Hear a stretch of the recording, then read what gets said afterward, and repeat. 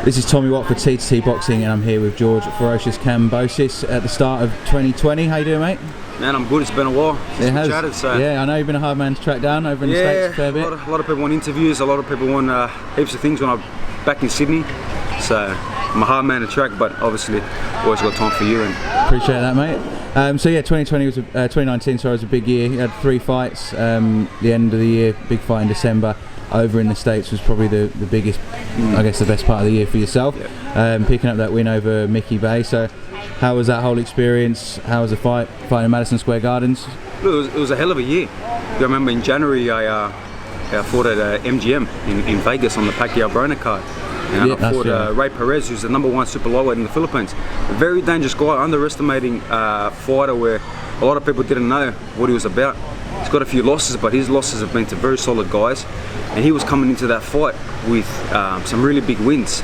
He was on a roll. He had taken out Roberto Marroquin, who's a former World Title challenger, knocked him out, and he had knocked out Chico Gonzalez, who was the big golden boy, contender coming through. Yeah. Knocked him out.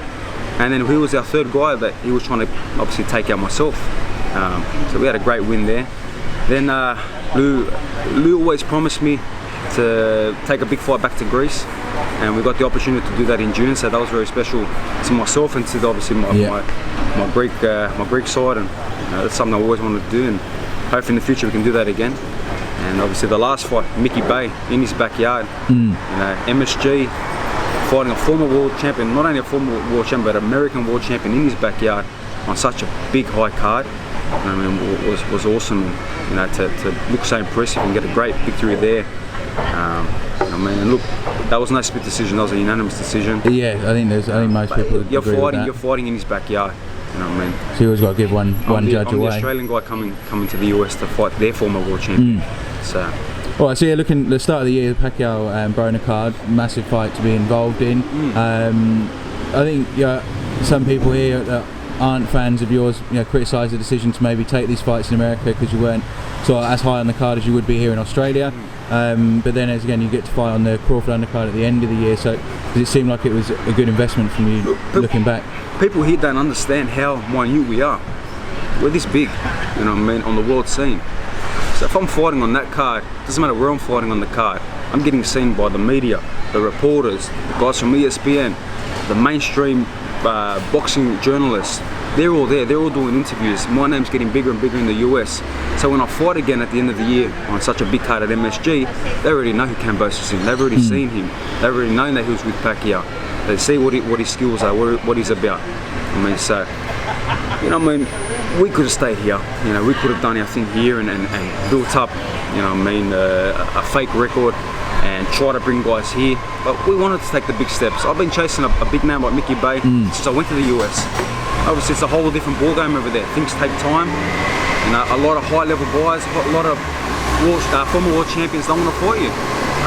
Top 5, top 10 guys don't want to fight you.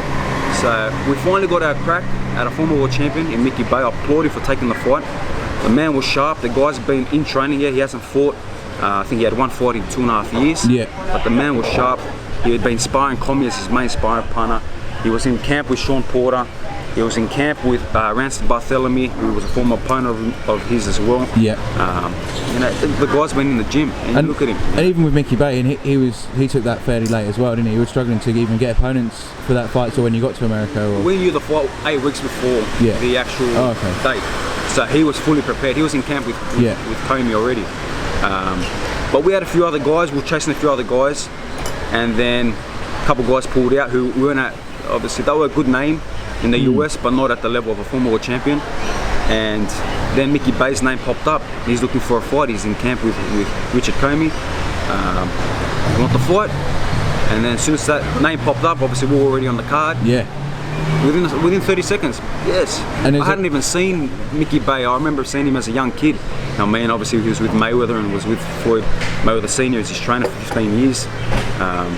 So he's definitely a big name, and it's a big card. And with Crawford, I guess, not fighting a superstar, there was more focus on the rest of the card, and it wasn't just all about the main event there. And I think your uppercut got a lot of exposure. The good thing is too, it wasn't a huge card with the amount of bouts on there. I think there were 6 good fights, Michael Conlan fighting the Russian Nikitin, whatever you say his name. Teofimo Lopez, Richard Comey, where I was the highest rated guy to their title. I mean, so there was a lot of interest going back and forth where, you know, you got a number 3 in the world, George Kambosos Jr. fighting former world champion Mickey Bay, and then you had the IBF title where these are the next guys that are going to fight. Yeah. I mean, so there's a lot of interest and a lot on stake, you know. Yeah, and we've seen that in the States before, where they try and load up, obviously, the card with potential fights for the winner. We've seen it with previous Chocolatito fights. He's always had a potential next opponent on the undercard. So, a lot of talk at the moment of Teofimo Lopez and Lomachenko. Lomachenko's talked about coming to Australia before himself already, but I know Bob Arum sort of muted that as a potential fight for you now. So, do you think it's more likely that those two will fight each other first and then you'll get a crack at the winner? Now what's going to happen is they're going to fight each other first. I'm already being pushed by the IBF, which I put my hand up no problem within the first 30 minutes of finding out and getting pushed to the eliminator against Lee Selby, who's the number 4. Yeah. We said straight away, no problem. Lee Selby sucked up all the time that he had till the last dying deadline, and then accepted the fight. So the fight's done. Me and Lee Selby are next. It's a hell of a fight. He's a former world champion again, and obviously I'm the next guy coming through. That's right, I did see that. I take out Selby. Teofimo Lomachenko fight each other. We're clashing. I mean, we're putting ourselves in a position where we're the mandatory to the champion. If it's Lomachenko, if it's Lopez, I mean, we've put ourselves in the right position. We haven't paid for titles. We haven't, done it the easy road. We've done it the harder road. I mean, you got to remember all the things I've done back here in Australia. I mean, then I went to the US, chased these big fights, finally got my opportunity, made my way up, and now we're here. We're here, and we know what we've got to do against Lee Selby. And once the fight gets fully in place, with when and where, negotiations are still happening at the moment. So how are those negotiations going? Obviously, he's a big name in the UK. Yep. There'd be big pull for a fight over there. If that was to be the case, is Dubella keen to keep you in the States and keep you fighting there? Yeah, we're trying very hard to get it here. We have some serious guys behind us that want to bring it here. To Australia? To Australia. Oh, okay. To Sydney or Melbourne. I have the fan base. It's time now. Yeah. If the big fish is going to come back now, we're coming back right now, and we'll show all these little cats in Australia who the real top dog is, who the real big fan pleaser and brings in the crowds. Now we'll do 15,000-20,000 against Lee Selby in Sydney or Melbourne. The fans have been craving for world-class boxing, proper fighting, not circus fights, not Australian local fights. This is a serious world-class contender versus a former world champion he's the number 1 in the WBO as well. Not only this is an eliminator, but he's sitting at number 1. Yeah, so it's definitely a tough fight. Obviously, being from the UK, I know Selby very well. Yep. And I think it'd be a very technical fight between the two of you as well, which would be interesting to see. While you have been, not necessarily gone, but while you've been out of Australia, we've had a pretty big year over here. There's been some pretty big fights in the public's eyes and some pretty good fights as well. Is there anything that stands out from you domestically from this year that's been sort of exciting? Obviously, Zarafa Horn kind of sticks out for people, the upset there in the first fight. It's funny, he's fighting at middleweight when there's a time when you two weren't too far away from each other in weight. Yeah, there was a stage where he was at welter and I was at lightweight, and a little bit back and forth talk where I said no problem, if it was to happen. But he's moved up again, and look, I've been focused on the American game. It's a whole different kettle of fish, over there. It's a whole different ball game. People don't realise until you get over there and you're fighting on the big cards and you're surrounded by. I think it's the depth of talent, isn't it? It's a whole different level. Yeah. You're at the weigh-in and you got Crawford, Bob Arum, Teofimo Lopez, Richard Comey. You got all these big names, and you got all these other stars coming to watch the fight. So, it's huge. But obviously, I still keep an eye a little bit, and it's good what they're doing. They're bringing back the Fox still and trying to make it more mainstream. I think to make it even more mainstream, you need a guy that can talk, a guy that the fans want to come watch, an entertainer, but a guy that can fight. And we all know I can entertain, but we all know I can fight. I'm a serious world-class fighter. I'm a contender, and look, that's why we really want to bring this fight back to Sydney with Lee Selby. It's a huge fight for the Australian market, and we're going to try the best of our ability to bring this fight here. And when do you think that fight's likely to be? Is that sort of March, April Yeah, time? we're looking probably April, May. Yeah, okay. That's the fight we're looking at, somewhere around there. It's probably what it's going to be. I only just fought in December. I'm back in the gym. I've been training. I trained this morning. I'm training twice a day. You know me, Tommy, I'm always in the gym. I'm always working hard. I'm always perfecting my craft and grinding hard. And that's the best way for all you young fighters, all you young, obviously aspiring amateurs and guys that are in their early, career in the pros. In the gym, you fight. Monday morning, you're back in the gym. Yeah, and it's not just fighting. Obviously, you've started to sign fighters yourself as well, and I know that you're sort of looking to the future. And that's something we spoke about. I think before you even did it, you mentioned it's something you wanted to do. So yeah, tell me a bit about how is that taking up much of your time, and what is that sort of focus? No, it's not taking too much of my time. My father is leading the way, Jim Kambosos, who is. He looked after my career very early in the piece in Australia and done a fantastic job. He's still working very hard behind the scenes with my career.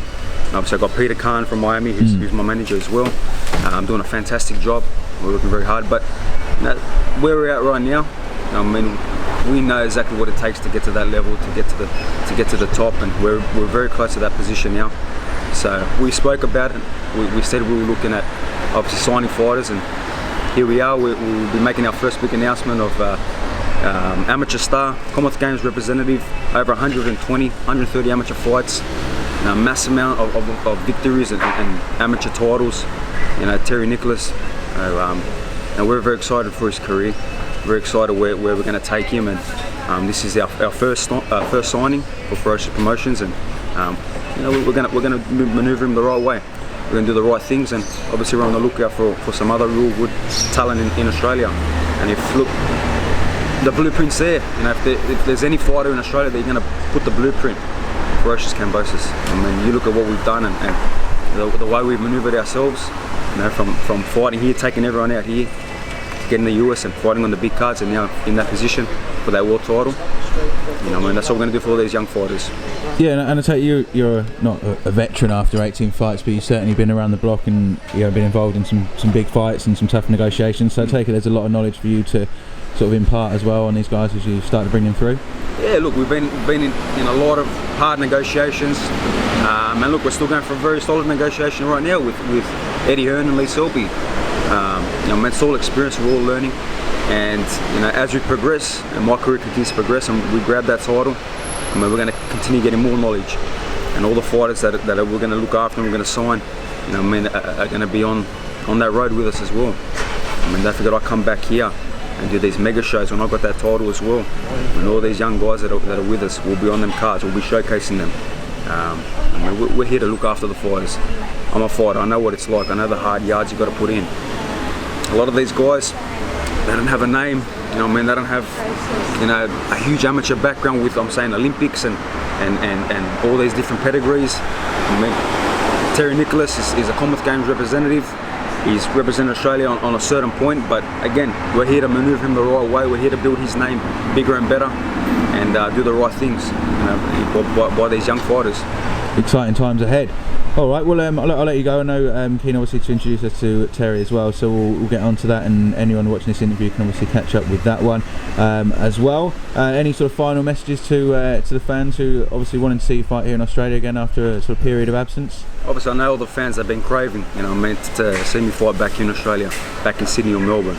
I've got the biggest fan base, on social media in Australia. People go crazy. Since we announced we're going to fight back here, it's going to be huge. Look, we're working very hard. We want this fight here, and like I said, we're going to do the best of our ability to get this fight here. If it gets here, you'll hear about it. You'll know. You'll be buying tickets. You'll definitely be coming to watch world-class boxing, not circus, not money spins. Real fighting that matters on the world scene. Excellent. And all right, we'll let you go. Thanks a lot for your time as always, George, and we'll catch up with yourself and Terry very soon. 100%. Cheers, mate. Thank you.